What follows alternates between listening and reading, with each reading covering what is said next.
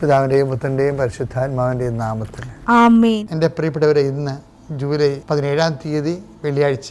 അമ്മേ പരിശുദ്ധ അമ്മേ, അമ്മേ പരിശുദ്ധമേ, ദൈവമാതാവേ, കൃപാസനത്തിലൂടെ ഞങ്ങൾക്കും ഞങ്ങളുടെ ദേശത്തിനും അമ്മ മധ്യസ്ഥം തേടി തന്ന എല്ലാ അനുഗ്രഹങ്ങൾക്കും കൃപകൾക്കും ഞങ്ങളിപ്പോൾ ഹൃദയം നിറഞ്ഞ നന്ദി പറയുന്നു.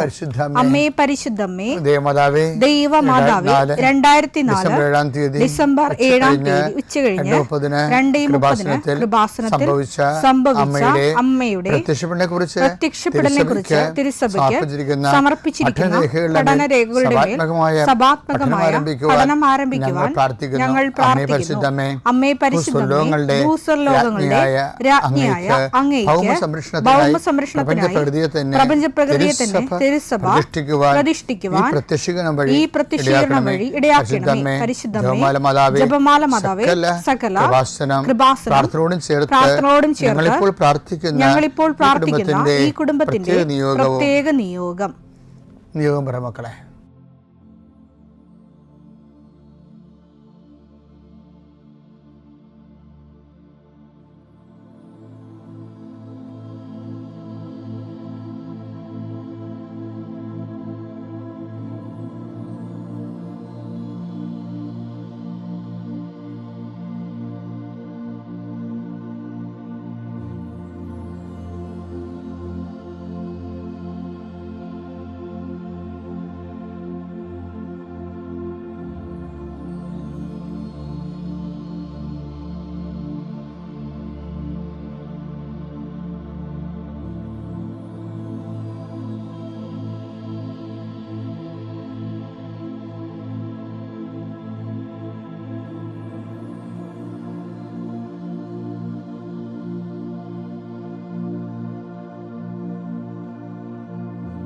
അമ്മയുടെ പ്രത്യക്ഷീകരണത്തിന്റെ ഈ അനുഗ്രഹവേളയിൽ ഞങ്ങൾക്ക് സാധിച്ചു തരുവാൻ കനിയണമേ. ആമേൻ. വിശ്വാസ പ്രമാണം.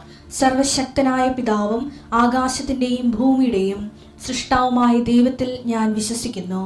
അവിടുത്തെ ഏകപുത്രനും ഞങ്ങളുടെ കർത്താവുമായ ഈശോ മിശിഹായിലും ഞാൻ വിശ്വസിക്കുന്നു.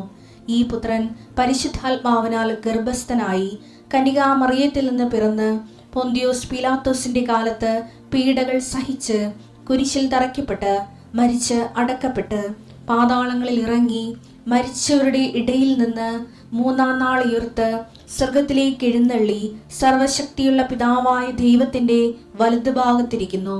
അവിടെ നിന്ന് ജീവിക്കുന്നവരെയും മരിച്ചവരെയും വിധിക്കുവാൻ വരുമെന്നും ഞാൻ വിശ്വസിക്കുന്നു. പരിശുദ്ധാത്മാവിലും ഞാൻ വിശ്വസിക്കുന്നു. വിശുദ്ധ കത്തോലിക്കാ സഭയിലും പുണ്യവാന്മാരുടെ ഐക്യത്തിലും പാപങ്ങളുടെ മോചനത്തിലും ശരീരത്തിന്റെ ഉയർപ്പിലും നിത്യമായ ജീവിതത്തിലും ഞാൻ വിശ്വസിക്കുന്നു. ആമേൻ. സുഖസ്ഥനായ ഞങ്ങളുടെ പിതാവേ, അങ്ങയുടെ നാമം പൂജിതമാകണമേ. അങ്ങയുടെ രാജ്യം വരണമേ. അങ്ങയുടെ തിരുമനസ് സ്വർഗത്തിലെ പോലെ ഭൂമിയിലും ആകണമേ. അന്നു വേണ്ടുന്ന ആഹാരം ഇന്ന് ഞങ്ങൾക്ക് തരണമേ. ഞങ്ങളോട് തെറ്റ് ചെയ്യുന്നവരോട് ഞങ്ങൾ ക്ഷമിക്കുന്നത് പോലെ ഞങ്ങളുടെ തെറ്റുകൾ ഞങ്ങളോടും ക്ഷമിക്കണമേ. ഞങ്ങളെ പ്രലോഭനത്തിൽ ഉൾപ്പെടുത്തരുതേ, തിന്മയിൽ ഞങ്ങൾ രക്ഷിക്കണമേ. ആമേൻ. നന്മ നിറഞ്ഞ മറിയമേ, സ്വസ്തി. കർത്താവ് അങ്ങയുടെ കൂടെ സ്ത്രീകളിൽ അങ്ങ് അനുഗ്രഹിക്കപ്പെട്ടവളാകുന്നു. അങ്ങയുടെ ഉദരത്തിൻ ഫലമായി ഈശോ അനുഗ്രഹിക്കപ്പെട്ടവനാകുന്നു. പരിശുദ്ധ മറിയമേ, തമ്പുരാന്റെ അമ്മേ, പാപികളായ ഞങ്ങൾക്ക് വേണ്ടി ഇപ്പോഴും ഞങ്ങളുടെ മരണസമയത്തും തമ്പുരാനോട് അപേക്ഷിക്കണമേ. ആമേൻ. കർത്താവേ, നിന്റെ ഉന്നതമായ നാമത്തിന് സ്തോത്രം ചെയ്യുന്നു. കർത്താവേ, നിന്റെ വിശുദ്ധ പൗരോഹിത്യത്തെ മഹത്വപ്പെടുത്തണമേ. കർത്താവെ, സഭയിലുള്ള സാന്നിധ്യം ദൃഢമാക്കണം.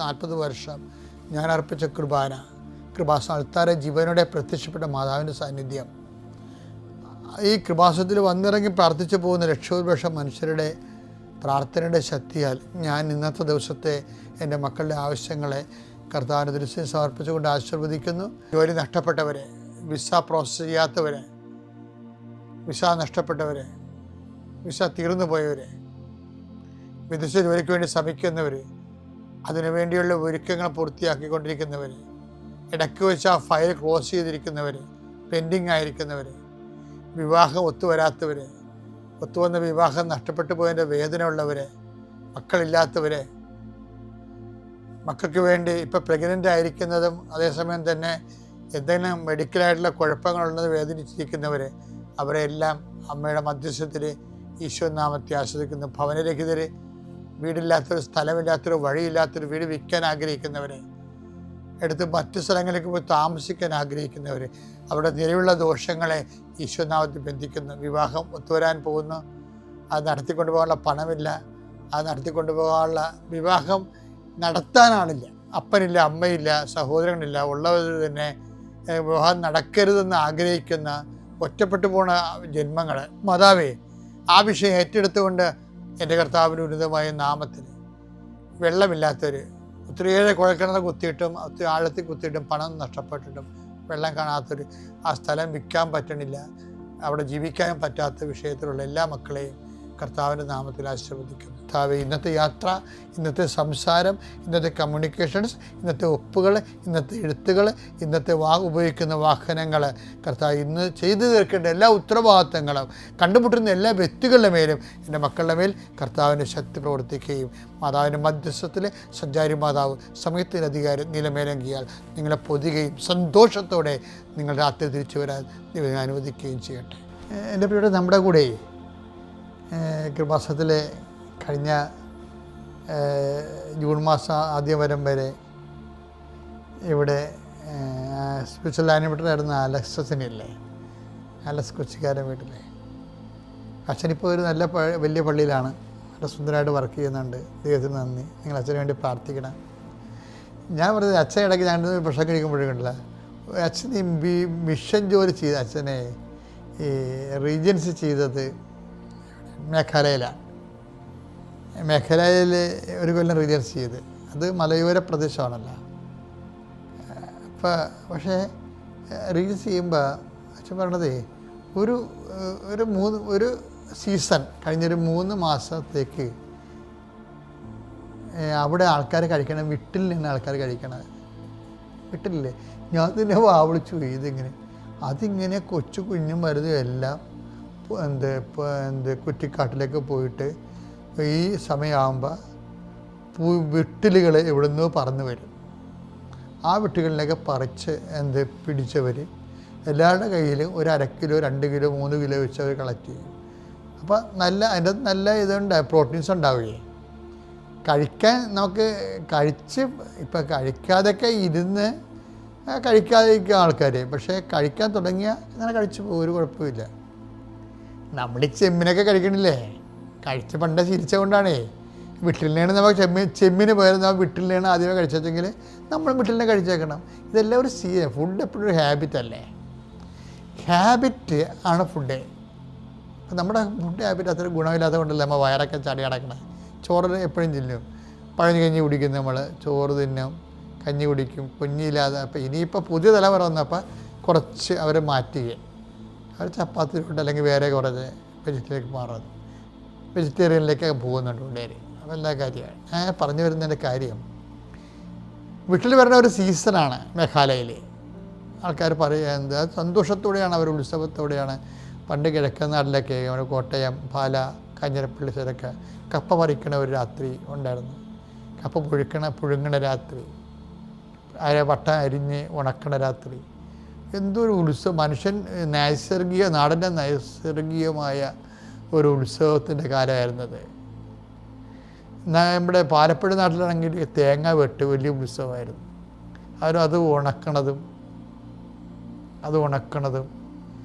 കടപ്പുറത്ത് ഞാൻ അപ്പനുമായിട്ട് പോയി കടപ്പുറത്ത് തേങ്ങ രാത്രി ഉണക്കുമായിരുന്നു.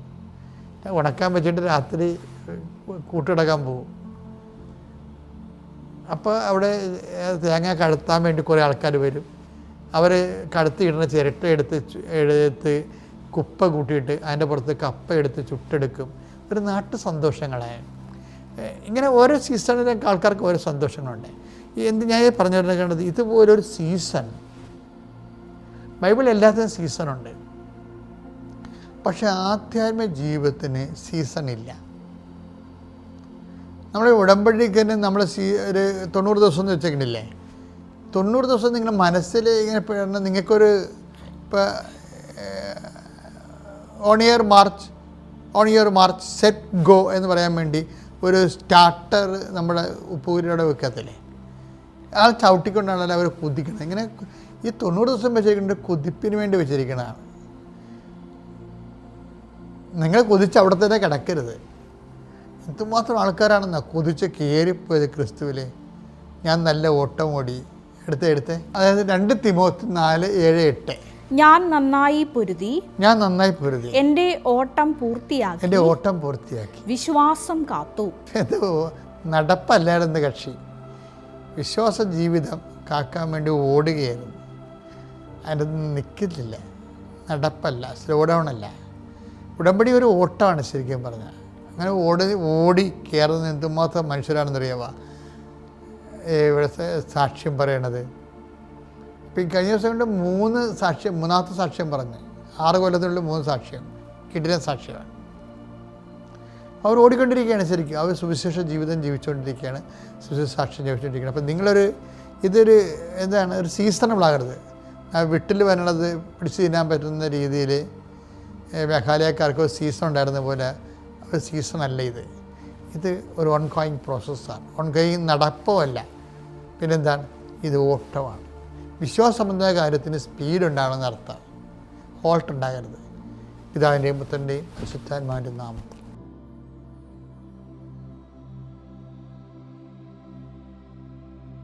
അത്യപൂർവ ദൈവാനുഭവങ്ങൾ ഇനി നിങ്ങൾക്കും സ്വന്തം.